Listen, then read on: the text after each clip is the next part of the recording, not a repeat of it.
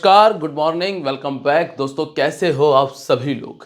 दोस्तों कल राजस्थान रॉयल्स के वैभव सूर्यवंशी और जायसवाल की आंधी में पूरी मुंबई इंडियंस की टीम धराशायी हो गई। और जायसवाल एक ऐसा प्लेयर जिसकी ना T20I में जगह बनती है और ना ODI में जगह बन रही है। मतलब ना तो उनकी अंतर्राष्ट्रीय T20 में जगह बन पाई अभी तक और ना जगह बन पाई उनकी वनडे क्रिकेट में। और उनका इतना कमाल का 200 प्लस स्ट्राइक रेट के साथ में खेली गई पारी की वजह से मुंबई इंडियंस की टीम एक तरफा बाहर हो गई। अब दोस्तों आज के इस मैच में हम बात करेंगे गुजरात और दिल्ली कैपिटल्स के बारे में। लेकिन कल मतलब जो लास्ट हमारा फ्री गिव अवे था उसके विनर्स को अनाउंस कर देते हैं। फारूक और आनंद, इन दोनों को मैसेज पहुंच चुके हैं। आप लोग अपनी डिटेल्स मुझे इंस्टाग्राम पर सेंड कर दीजिएगा। अब हम बात करेंगे इस मैच के बारे में और आज की इस वीडियो में भी आप लोगों के लिए कमाल का फ्री गिव अवे रहने वाला है। बस आसान से सवालों का जवाब दीजिए और आराम से आप फ्री गिव अवे को विन कर सकते हैं। दोस्तों कुछ ज़रूरी चीज़ें रहती हैं, जैसे वीडियो को लाइक कर देना, कमेंट कर देना, तभी तो आप एलिजिबल होगे फ्री गिव अवे के लिए। और साथ में वीडियो को शेयर भी कर दीजिएगा। इतनी कमाल इन्फॉर्मेशन आपको कहीं नहीं मिलेगी। संदीप शर्मा वर्सेस रोहित शर्मा देखा होगा आपने वीडियो के अंदर। मैच नंबर 14 7:30 बजे मैच खेला जाएगा। और बात करते हैं वेन्यू के बारे में। लेकिन हाँ दोस्तों, जिन लोगों ने टेलीग्राम ज्वाइन नहीं किया जल्दी से जाके टेलीग्राम ज्वाइन कर लो, क्योंकि आपको यहीं पर फाइनल टीम मिलेगी। प्लस आपको एक और चीज़ यहाँ पर है कि जो टॉस के बाद आपको चेंजेस करने होते हैं ना, वो आपको यहाँ क्लियर हो जाता है। तो लिंक आपको वीडियो के डिस्क्रिप्शन में दिया है हमने। जैसे ही आप नाम पर क्लिक करोगे तो नीचे आपको बॉक्स मिल जाएगा जिसमें पहला ही लिंक है टेलीग्राम का। क्लिक करके ज्वाइन कर लीजिए। अब बात करते हैं सबसे पहले वेन्यू के बारे में। मैच कहाँ हो रहा है? अरुण जेटली स्टेडियम दिल्ली में। अब मैं आपको सबसे पहले कंडीशंस बता देता हूँ, वेदर फोरकास्ट बता देता हूँ। देखो बारिश के चांसेस आज भी हैं। मैच से पहले तक बारिश होगी, लगभग 4 बजे तक 5 बजे तक बारिश रहेगी। जो पिच है वो अंडर कवर रहेगी। अब जब पिच कवर्स के अंदर रहती है तो मॉइस्चर आता है और बॉल में आपको स्विंग देखने मिलता है मैच के दौरान पहली इनिंग में। हालांकि कल के मैच में स्विंग होने का मौका ही नहीं दिया वैभव सूर्यवंशी और जायसवाल ने। वैसे उन्होंने बहुत अच्छी बैटिंग की, क्योंकि बारिश के बाद दिक्कत आती है बैटिंग करने में। अब कुल मिलाकर आप ये ध्यान रखिएगा, आज का मैच भी वैसा ही है। जब आप कॉम्बिनेशन बनाओगे तो हमें उस हिसाब से ही कॉम्बिनेशन बनाने, जैसे ये 11 ओवर वाला मैच था, ठीक है। तो ऐसा ही कुछ हो सकता है। और ये जो ग्राउंड है ये छोटा सा ग्राउंड है, ठीक है। इस मैदान पर 150 जो T20 मैचेस हो चुके हैं, उनमें से 79 टाइम ऐसा हुआ है जब चेस करने वाली टीम ने मैच को विन किया है। अब यहाँ जो आखिरी मैच खेला गया था उसमें मुंबई ने 162 बनाया था और दिल्ली कैपिटल ने उसे चेस कर लिया था समीर रिजवी के 90 रनों की बदौलत। और यहाँ सूर्य कुमार यादव ने नंबर 4 पर बैटिंग करते हुए 51 का स्कोर किया। इसके पहले एक और मैच था जब हैदराबाद ने 278 का स्कोर किया था। यहाँ चेन्नई ने 187 का स्कोर किया है और यहाँ दिल्ली ने 199 का स्कोर किया है। एकमात्र ये मैच ऐसा था जो लो स्कोर का रहा, बाकी सभी मैचेस हाई स्कोरिंग थे और ये ग्राउंड भी हाई स्कोरिंग ही है। यहाँ आराम से रन बनते हैं। बस ये जो मैच था ये दोपहर वाला मैच था, इसलिए थोड़ी सी कंडीशंस अलग हो गई थी, ठीक है।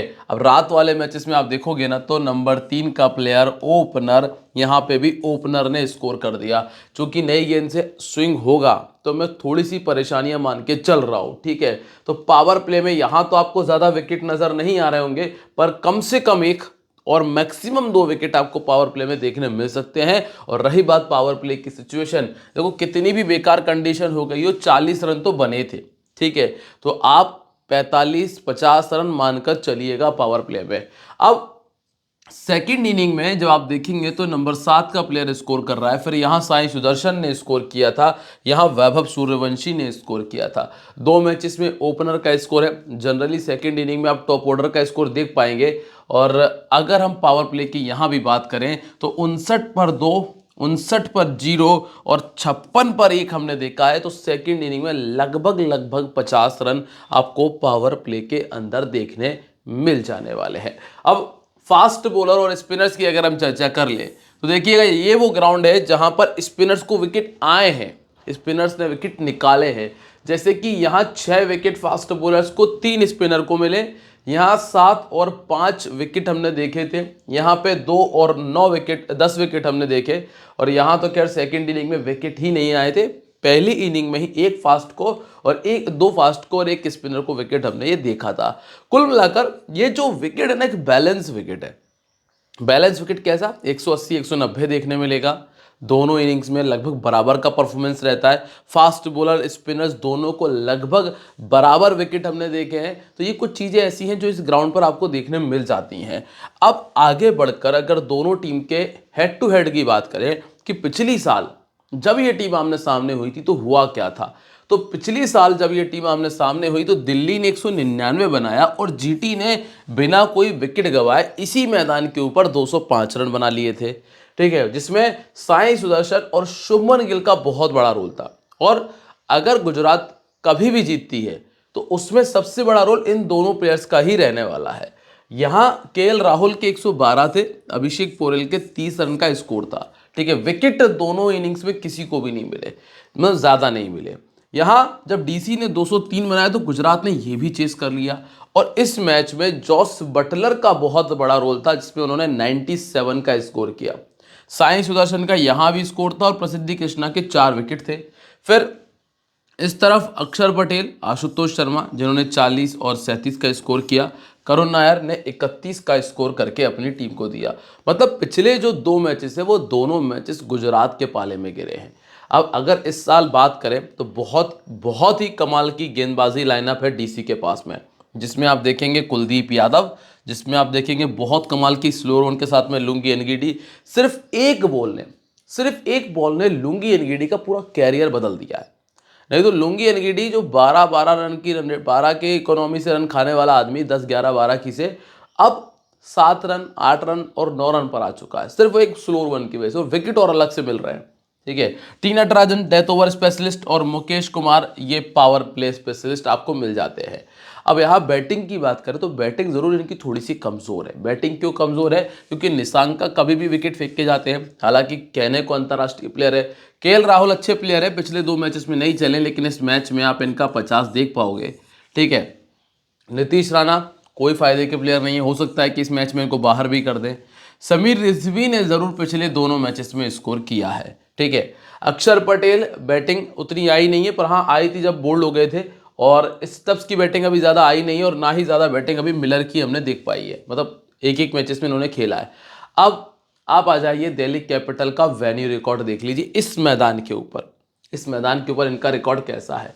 केएल राहुल ने जब 9 मैच खेले इस मैदान पर तो 254 बनाया, एवरेज 36, शतक 1, 50 नहीं, स्ट्राइक रेट बहुत अच्छा। इसके बाद पतुम निशांका ने इस मैदान पर 1 में 44 बनाया हुआ है। नीतीश राणा ने 6 में 72, बहुत ही गंदा रिकॉर्ड है। समीर रिजवी का 1 में 90 रन है। ट्रस्टिन का 11 में 274, 55 का एवरेज और 150 है। अक्षर पटेल ने 27 में 595 रन और 35 का एवरेज, और डेविड मिलर 13 में 269 का स्कोर है, 150 इन्होंने भी किया है। लगभग सभी का रिकॉर्ड एक मतलब ठीक ठाक है, एक एवरेज रिकॉर्ड है। फिर आते हैं आप गेंदबाजी में, तो अक्षर पटेल को 22 विकेट इस मैदान पर मिले हुए हैं। ठीक है, विपरज निगम को 5 विकेट मिले हैं और इसके बाद कुलदीप यादव को 20 विकेट मिल चुके हैं। मुकेश कुमार को 16 में 16, लुंगी एनगिडी को 4 में 5 और टी नटराजन को 5 में 7 विकेट है। सिर्फ एक कुलदीप यादव ऐसे हैं जिन्होंने 4 विकेट निकाले, एक मुकेश कुमार जिन्होंने 3 विकेट निकाले हैं और 4 विकेट निकाल चुके हैं यहाँ पे टी नटराजन। हालांकि एनगिडी ने बहुत ज़्यादा मैचेस नहीं खेले हैं, इसीलिए एनगिडी की हम मान सकते हैं कि अभी चलो ठीक है आगे आ जाएंगे। अब पहला नाम है निशांका का। देखो हम जब कॉम्बिनेशन रेडी करेंगे ना तो हमारे पास ऑप्शन है थोड़े से लिमिटेड, क्योंकि आप 12-13 प्लेयर तो टीम में रख नहीं पाओगे। रखना आपको 11 ही प्लेयर है स्मॉल लीग के कॉम्बिनेशन में और ग्रैंड लीग का कॉम्बिनेशन में। अब रही बात, हम यहाँ ये तय करेंगे कि इनकी जगह कहाँ बन रही है इस सिचुएशन के अंदर। इस सिचुएशन के अंदर पतुम निशांका की जगह जो बन रही है वो बन रही है जीएल के अंदर। ठीक है, जीएल में आप ले आ सकते हो। हालांकि पिछले मैच में अच्छी बैटिंग की थी, सेकेंड इनिंग में उतना अच्छा रिकॉर्ड नहीं है, लेकिन हाँ पिछले मैच में 44 कर दिया था। इनको समस्या आती है जब कोई राइट आर्म फास्ट बॉलर या कोई राइट आर्म मीडियम अच्छा बॉलर इनके सामने आ जाए। सिराज है, अशोक शर्मा है फास्ट बॉलिंग के तौर पे, रबाडा है, प्रसिद्धि कृष्णा आपको मिल जाते हैं। तो कुल मिलाकर इनके लिए परेशानियां ज़्यादा रहेंगी। नंबर 2 पर आपको मिलते हैं केएल राहुल, 2 फ्लॉप आ चुके हैं। उम्मीद करूंगा कि इस मैच में ना राहुल के बल्ले से 50 रन नहीं तो 40 प्लस का स्कोर तो आने ही वाला है। ठीक है, लोकेश राहुल आपको मिलेंगे जो कि गुजरात के सामने बहुत कमाल की बैटिंग करते आए हैं, 50 के एवरेज को मेंटेन कर रहे हैं और पिछले 1 से 1.5 साल में 40 का एवरेज है। पहले बैटिंग करने आते हैं तो 350 है, सेकंड बैटिंग करने आते हैं तो 450 है। रबाडा ने इनको 3 बार आउट किया है, हालांकि स्ट्राइक रेट बहुत अच्छा है, ये तो देखने वाली बात है, लेकिन गेंदें सिर्फ 46 इस्तेमाल की, ऐसा नहीं कि 60-70 गेंदें हैं। 46 गेंदें में इन गेंदों में इनको 3 बार आउट करना, ये ज़रूर आप एक अच्छा बैटल बोल सकते हैं। राशिद खान ने 60 गेंदों में 3 बार आउट कर दिया और यहाँ पे स्ट्राइक रेट भी कम है। ठीक है, और प्रसिद्धि कृष्णा ने 50 गेंदों में 3 बार आउट कर दिया। तो कुल मिलाकर राहुल के लिए एक बार फिर से परेशानियां तो रहेंगी, एक बार फिर से परेशानियां रहेंगी। रबाडा सबसे बड़ी मुसीबत में मान के चल रहा हूं। नंबर 3 पर आपको मिलते हैं नीतीश राणा। नीतीश राणा, इन्होंने ऐसा कुछ खास किया नहीं है और बता दूं कि लेग स्पिन नहीं खेल पाते हैं, बहुत अच्छी है। ठीक है, राशिद खान के सामने 2 बार आउट हुए। आप स्ट्राइक रेट देखिए, अगर विकेट नहीं भी दिए तो भी 123 का ही स्ट्राइक रेट है राशिद खान के सामने, मतलब लेग स्पिनर इनको बहुत परेशान कर रहा है। इसके अलावा सिराज ने 25 गेंदों में इनको 2 बार आउट किया है।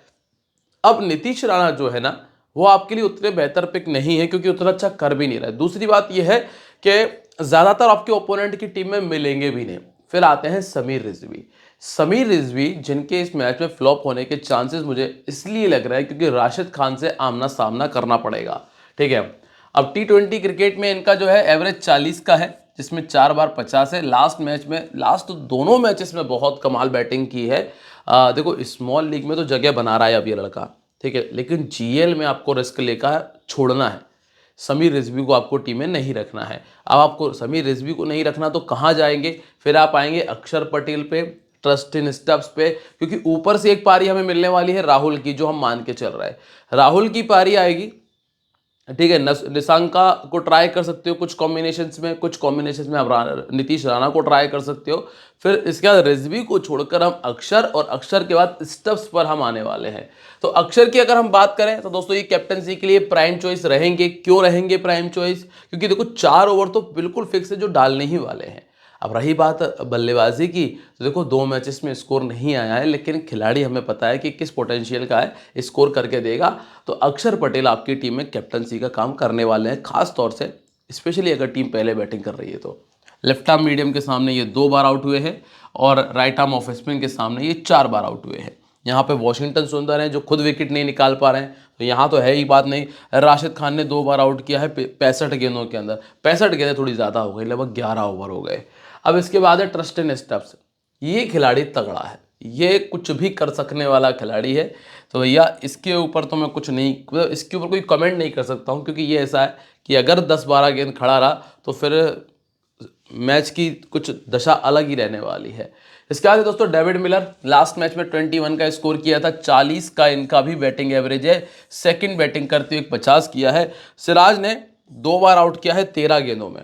राशिद ने 4 बार आउट किया, ये बहुत बड़ी समस्या है इनके साथ में, क्योंकि स्ट्राइक रेट देखिए 118 का है। और रबाडा इन्हीं के देश के खिलाड़ी 2 बार पहले आउट कर चुके हैं।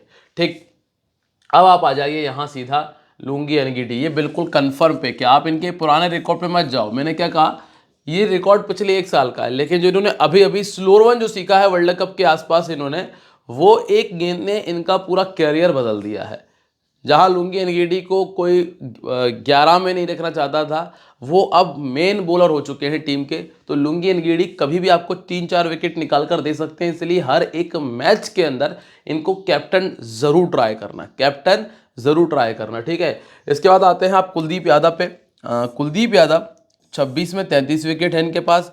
आपके पास यहाँ एक ऑप्शन दूंगा, या तो आप कुलदीप यादव रख लें या आप टी नटराजन रख लें, क्योंकि टी नटराजन आते हैं डेथ ओवर पे, और डेथ ओवर में विकेट के चांसेस बढ़ जाते हैं। इसीलिए इनके पास 34 में 45 विकेट है। और हाँ, ये कह सकते हो कि अगर टीम पहले बॉलिंग कर रही है तो कुलदीप की जगह नटराजन रख लो। अगर टीम सेकंड बॉलिंग कर रही है तो फिर आप कुलदीप रख लो, क्योंकि फिर डेथ ओवर उतने ज़रूरी नहीं होंगे, ठीक है। और विपर्ज निगम 17 में 14 विकेट्स इनके पास हैं। लास्ट में है मुकेश कुमार, जिनके पास 24 इनिंग में 31 विकेट हमने देखे हैं। पहली इनिंग में 15 में 19 विकेट इनके खाते में दर्ज हैं। अब आप आ जाइए गुजरात की तरफ। क्या कर रही है गुजरात, कैसा कर रही है गुजरात? गुजरात सबसे बड़ी बेवकूफ़ी अभी कर रही है, थोड़ी बल्लेबाजी कम खिलाकर। अब इनके पास या तो जब आप ऑक्शन में बैठते हो तो इंडियन बल्लेबाजों की तरफ क्यों नहीं देख रहे हो, और अगर आपको बाहर के बल्लेबाज ले रहे तो उनमें भी थोड़ी सी और सुधार की जा सकती थी। ठीक है, साई सुदर्शन, शुभमन गिल, बटलर और ग्लेन फिलिप, ये 4 बल्लेबाजों की दम पे टीम टिक रही है। इसके बाद ना तो वॉशिंगटन सुंदर में दम दिख रही, ना ही उन्होंने कुछ ऐसा खास किया। फिर उसके बाद सेम कंडीशन शाहरुख खान की भी है। ठीक है, अब लास्ट मैच में और राहुल तेवतिया तो बिल्कुल ही खत्म प्लेयर हो चुके हैं, पूरे साल भर में सिर्फ आईपीएल खेल रहे हो आप आके। अब लास्ट मैच में आके राशिद खान और कगिसो रबाडा ने स्कोर किया, हालांकि फिर भी टीम हार गई।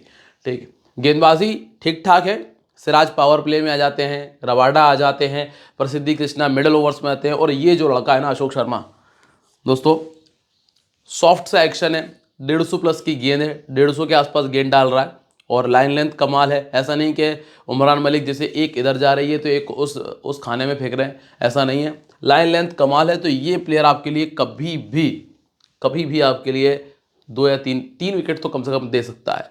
अब बात कर लेते हैं गुजरात जायंट्स के बारे में। Gujarat giants, Shubman Gill 5 matches 154 run, 38 का बैटिंग एवरेज है, 150 है।